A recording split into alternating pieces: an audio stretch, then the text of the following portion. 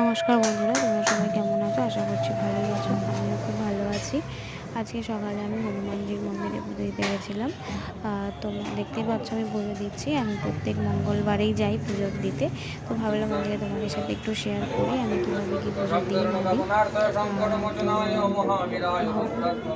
কী আর বলবো, ভগবান তোমাদের মঙ্গল করুক, ঠিক আছে? এটাই কামনা করি। ততক্ষণ তোমরা ভালো থেকো, সুস্থ থেকো। এই ভিডিওটা ভালো লাগলে একটা লাইক, কমেন্ট, শেয়ার, সাবস্ক্রাইব করে দিও।